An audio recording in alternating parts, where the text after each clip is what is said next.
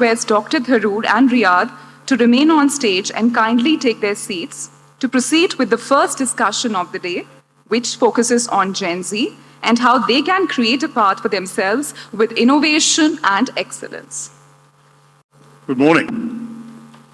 So, I think Dr. Tharoor needs no introduction, but I must tell you, when I was first told that I got to chair this interview, and the first topic they chose was about the importance of English and to talk about English with Dr. Tharoor, I almost backed out and I was Googling an AI tool. I was trying to see if there was an AI tool which could replace me to, matches English. But anyway, we kind of simplified that, got it more simpler and talked about education, and that's when I stepped in. So Dr. Tharoor, thank you so much for coming. And he's a good friend of the week at Malayalam Manama Group. So thank you once again, Dr. Tharoor, for coming. Very good to be with you all. Actually, I've attended a couple of different conclaves on this very stage, and I'm glad to see such a wonderful turnout for an education conclave. It's a hugely important theme you've undertaken. Congratulations to the week. Thank you, Dr. Tharoor. This is something we're very passionate about. One of the first questions I want to ask you, Dr. Tharoor, was something which was prevalent definitely in your times and also in our times when we had societal pressure and also pressure from the parents about the career paths that you choose, right? At my time, it was doctor, engineer.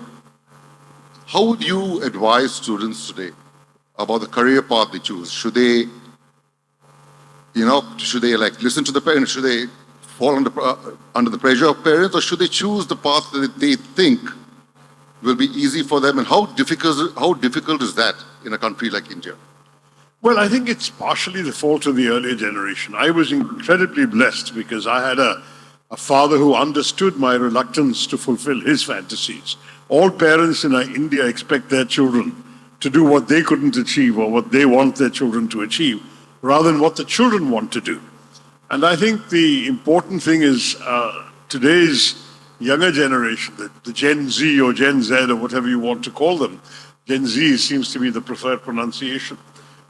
They are, I think, very much more conscious of their own interests and wishes, and increasingly parents are beginning to learn to accept that. When I was a kid, I was just inconveniently good at taking exams. I kept coming first in everything.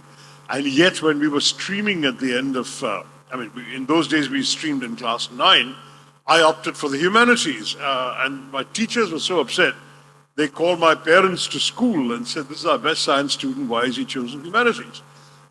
Which of course made my parents turn to me and say, but with science you can be a doctor or an engineer. And I said, I have no desire to be either. And I have to say that when they turned around and said, why don't you do science? And simply said, I'm not interested in the subject. They said, why do you do so well in it? And I say, I do well in everything, in case you've noticed, but I really forget everything I've studied for the science exam the next morning. Whereas you ask me about history or literature, and I can tell you things that I didn't learn in the classroom because I've been reading outside the classroom also. And my father respected that choice, and I went into the potentially unremunerative and uncareer-oriented professions that I chose, which in the end turned out all right, as it happened. Now, I would say the same to the kids. There's another factor, Riyadh, which we have to acknowledge about today's Gen Z, and that is that the very notion of a job, of what you're going to do to work and earn a living, seems to be changing. There's very much more consciousness of the freedom that comes with information technology, the gig economy. I meet so many, I once in a while find myself chatting to a 20-something or a 30-something, early 30-something on a plane, and ask them what they're doing, and a startlingly high number of them are essentially self-employed, and they're doing very well. They're doing everything from coding from home to data management, even online marketing, to all sorts of things. People are creating reels for a profession, and they're making a decent living out of it. Somebody else is zipping around, actually having, by the way, left 2 secure jobs. She told me that she's actually doing better just being on her own, but connecting companies to each other, doing deals for one group or the other. There's a girl barely in her 30s. And I suddenly realized that the whole notion of job security that my generation and possibly yours felt unavoidable. That you actually needed to get into a career, have some predictability, have fixed employment, going to an office, earning a salary. All of that seems to matter very much less to today's younger people. I may be generalizing, and the problem with any conversation where we're talking about an entire category of people is that obviously there are generalizations one makes, but these are observations. What I'm picking up is that certainly if I'd had these same conversations 20 years ago, I'm convinced everyone would say doctor, engineer, IAS officer, taking the exam to join this, becoming even a teacher, professor, whatever it may be. Everyone would have been oriented towards stable careers. Today, that seems to matter very much less. Having said that, you said matters very much less. But I remember at the same venue a few months ago at the Health Summit, the Week Summit, you mentioned that end of the day, what matters to you is choose a career where you contribute to something, where you contribute to society or to some cause. Could you just tell these students here what you meant by that? Well, I, from a very young age, been very motivated by the whole notion of making a difference. And that's quite simply, the conversation Riyadh is referring to was with a spiritual fellow. It was Gaur Gopal Das and I talking. So naturally, we were thinking on a higher plane. But when he asked, I said, look, as a kid, actually, I was a very severely asthmatic kid. Very often, it's touch and go whether you can breathe at all. And so I asked myself this entire question about life, and as a young kid, I said, why are we on this planet? We're all doomed to die anyway. What's the point of living? And the only answer I could find was that the purpose of living is to make a difference while you're here to those around you you're also living. I mean, it's as simple as that. And that's what, even though my own instincts in some ways were introverted, were reading oriented, were focused very much on my own ideas and thoughts, I felt from an early age that would not be worthwhile unless I could connect to others with those thoughts and ideas and make a difference. I started writing at a preposterously young age, scrolling in bed while struggling to breathe. And from then onwards, writing became one way of communicating to others. My father instilled in me the importance of speaking, that if you can influence others through your ideas or your thoughts or your reflections, your observations, experiences, that is a very useful contribution to their growth and development. Each person may hear you differently. Each person may derive different things from what you have to say. Each person may also, very frankly, react, like or not like what you said, learn from it or reject it, but that doesn't matter. You're forcing them to think.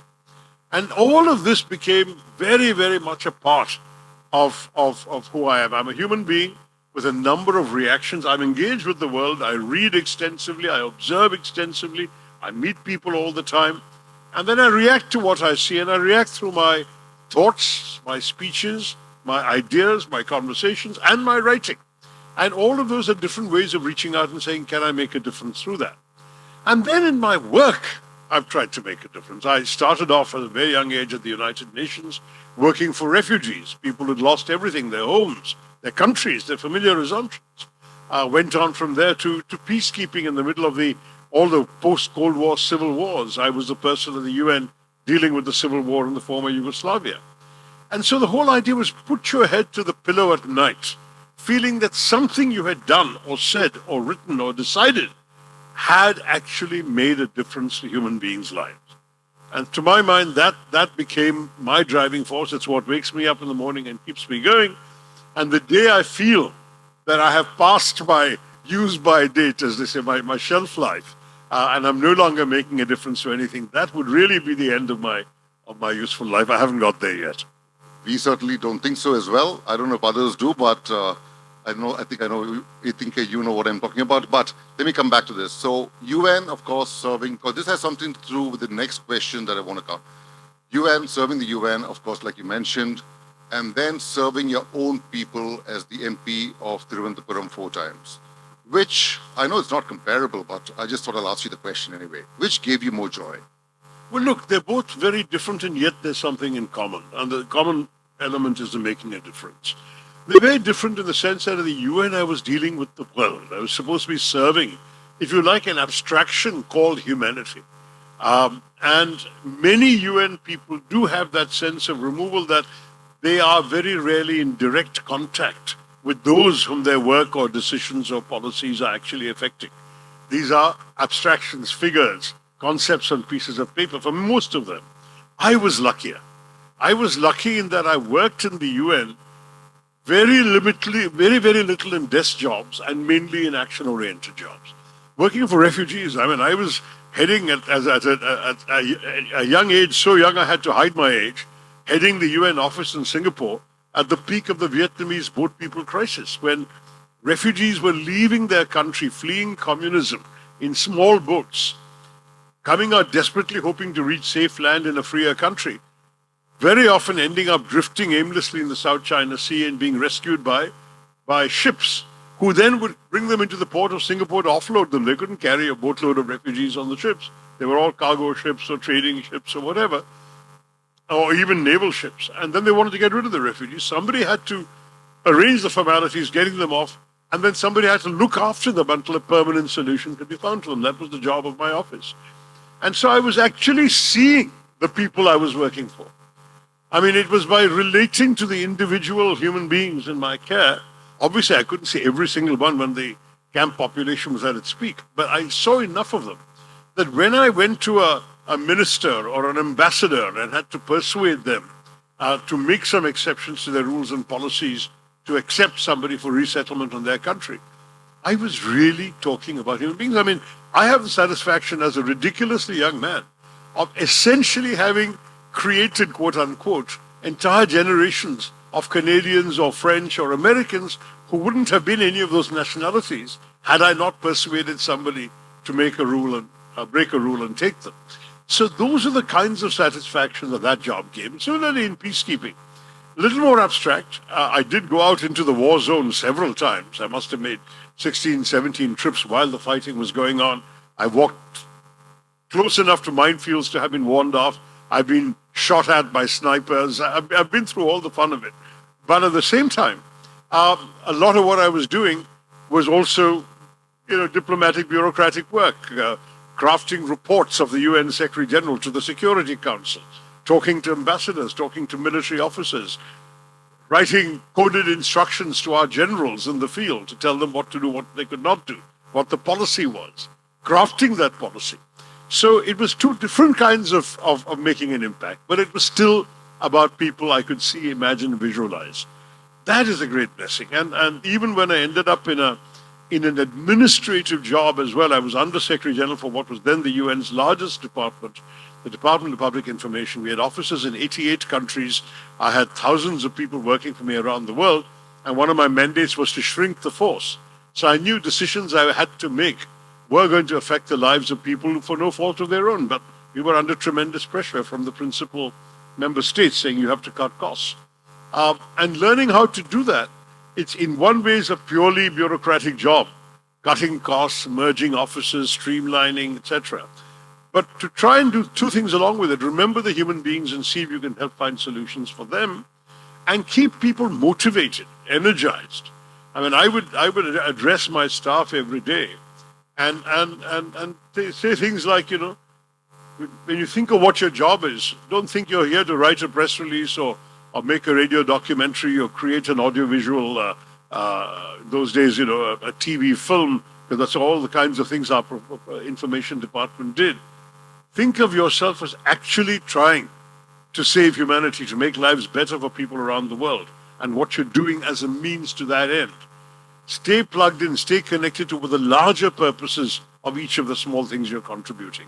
And I think it worked. I think people like to feel that connection to a larger objective than the narrow, immediate focus of their job. And that's something that vision that I certainly had is something I wanted to motivate my people with as well. So all of these things, Riyadh. Now you come to politics and to Thiruvananthapuram, it's much more direct and immediate.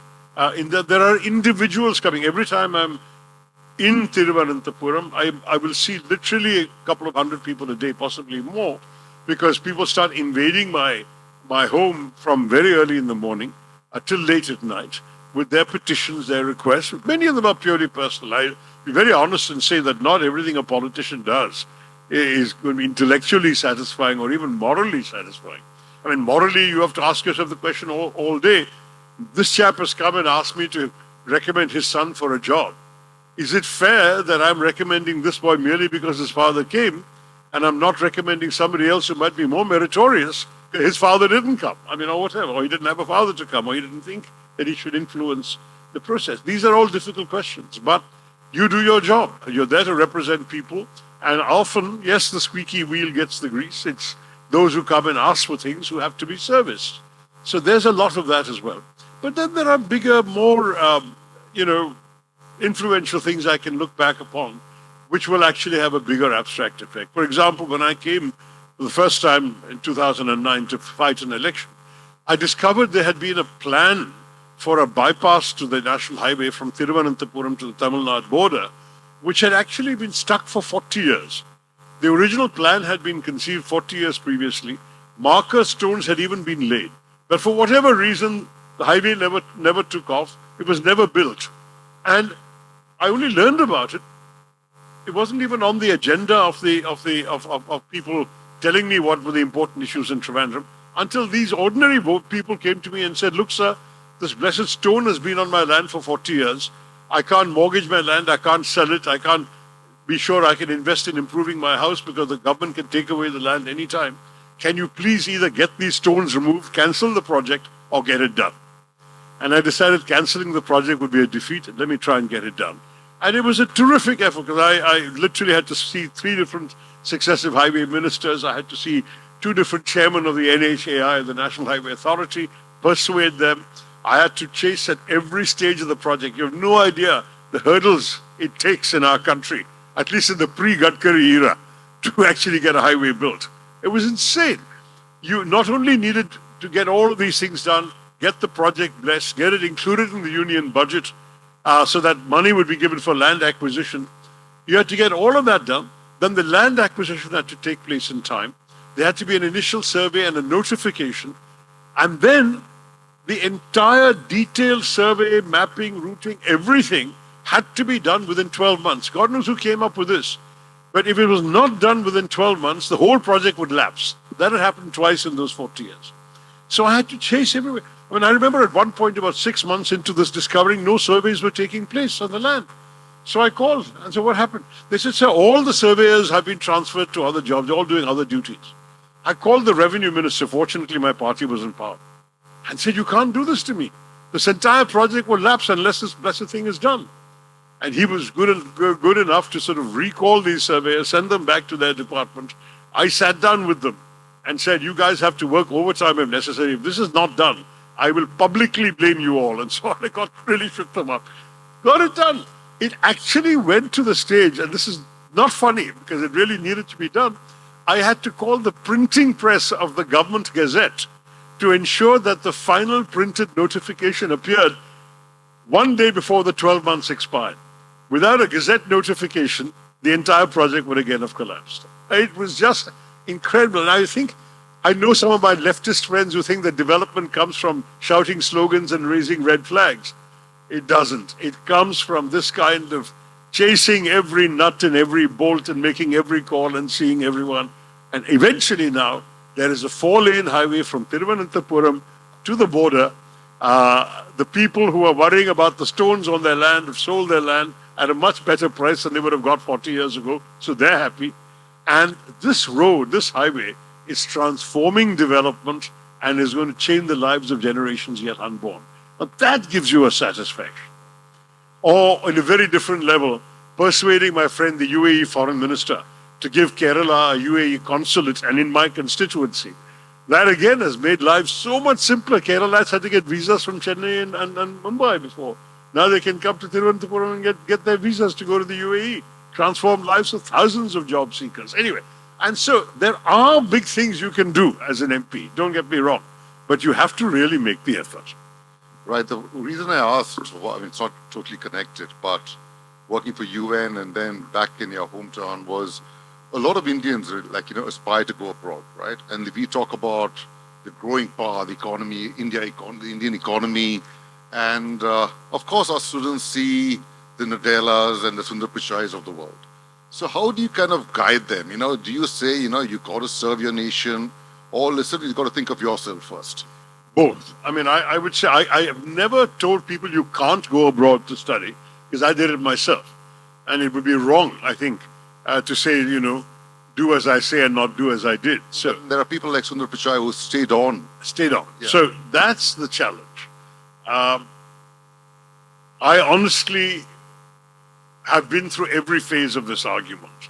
I started off worrying about the brain drain because I remember going to America as a graduate student, intending to come back all along, and being horrified to realize from the friends I met, contemporaries, that the entire graduating class of every IIT in India that year, the entire graduating class was abroad, almost all of them in America. And almost all of them got scholarships.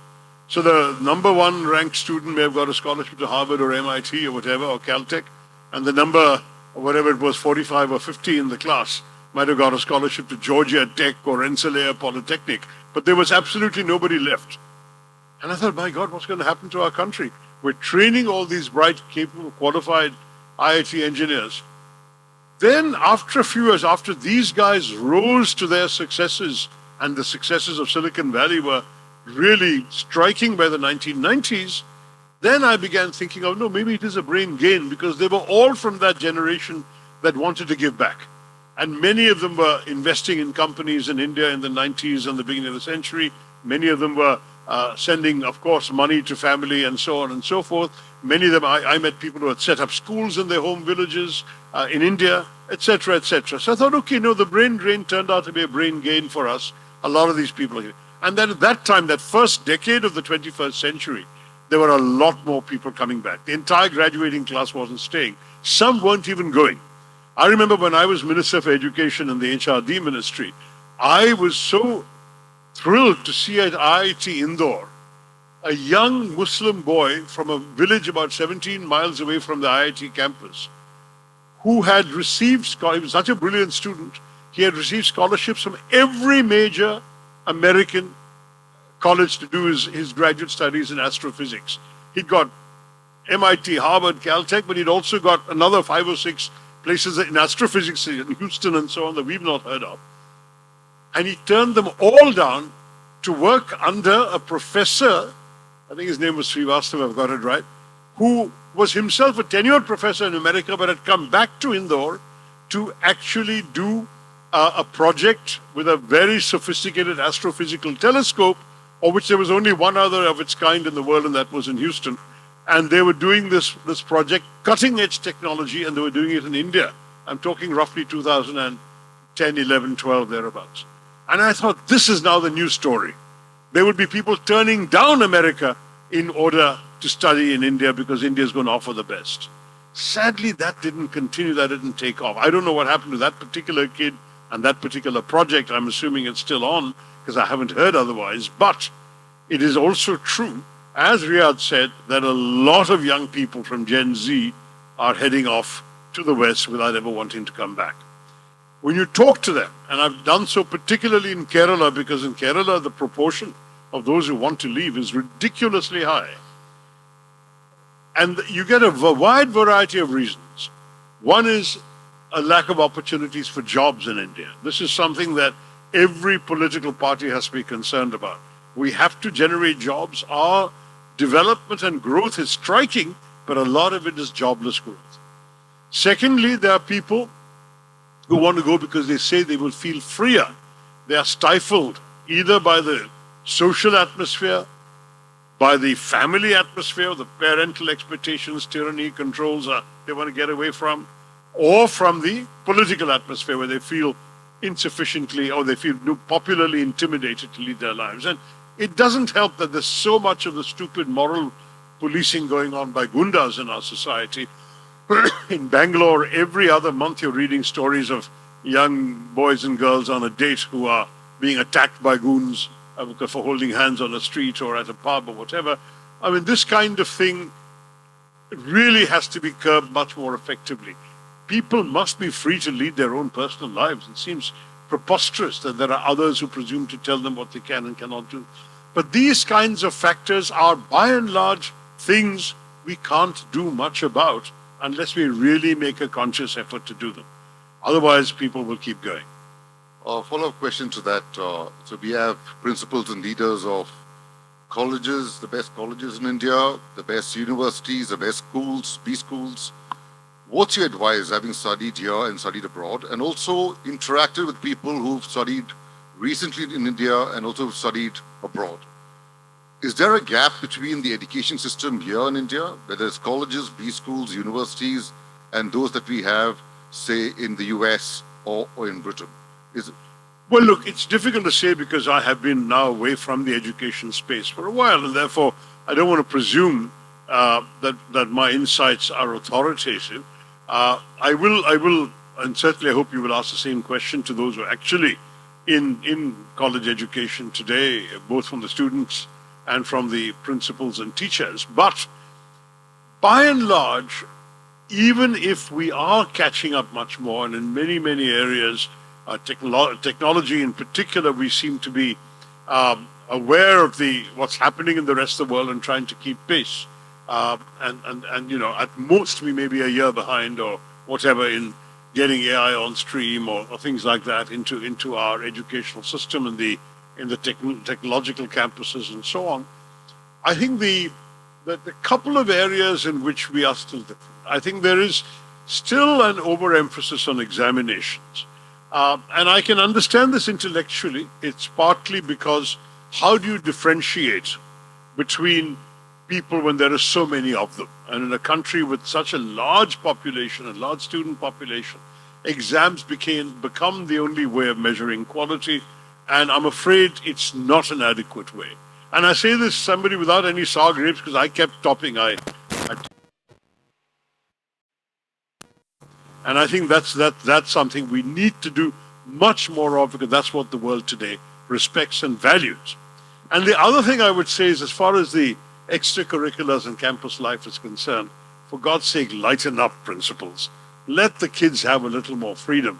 We are still far too strict with everything from closing times, when people have to be in their rooms and in their beds, and how much they can do and what they can't do. Things were actually freer when I was a student. I remember reviving, because it already had existed for a couple of years and died, the Woodhouse Society in college. And we did all sorts of mischievous things, including running a practical joke week every year, which the only requirement was that the joke had to be certified in advance by a faculty advisor. But we found a faculty advisor was very relaxed, had a good sense of humor, and a wide range of tolerance. And the jokes were, by and large, fabulous and harmless. And it really, really was popular in college. I was a victim of one myself as president of the union. But at the end of all of this, when college went co-educational, a few years later, I heard the Woodhouse Society had been banned because one of the practical jokes had gone awry and apparently a lady's undergarment was hung up on the college chapel cross. That isn't right either. So anyway, let the principals be a little more relaxed, and in particular about our girls. I remember supporting an agitation at the College of Engineering, Trivandrum, when the girls en masse objected to the fact that they had to be back in their hostels by 7 p.m. and the boys were only required to be back by 10 p.m. And they said, why the discrimination? If we go to a library or an event in town, why can't we stay up until that's over like the boys can? And there was a female college principal. So I asked her, why did you do this? And she said, sir, I cannot change the rule because it's these very girls are protesting. It's their parents who want the rule. And that's, again, something that reflects our society that would not be an issue in the West. Last, because of the paucity of time, is I'm not going to politicize this, but our Home Minister recently said that Indians would soon be ashamed of speaking English in India. Do you think that's correct? And how important is it to learn English or have a good command of the English language? Well, look, I think in all fairness, that particular comment had perhaps more to do with his politics than with the social, economic, and work realities of most Indians. At two levels. First, which you already asked in your question, how important is it in the workspace? Inevitably, it's important. Not necessarily that you should be fluent, comfortable, think and dream in English. I'm not asking that. But English is pretty much everybody's second language, at least. And I don't just mean within India, which is already very important because we're a country of diverse languages.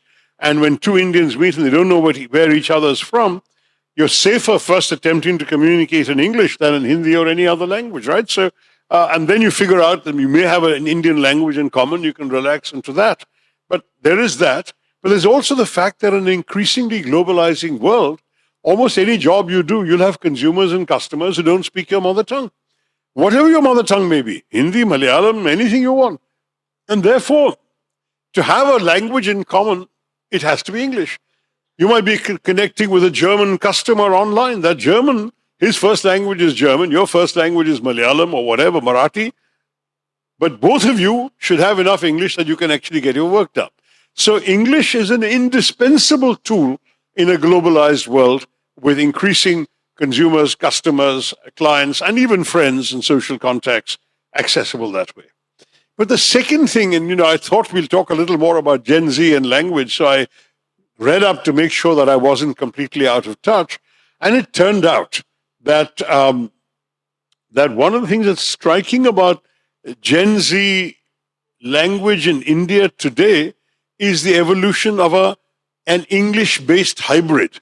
That even people of Hindi mother tongue or Punjabi mother tongue or whatever are speaking to each other in a kind of English, which may be Hindi but will have English words, or maybe English but will have Hindi words or Punjabi words or whatever the sort of argot is in the area where they are living in.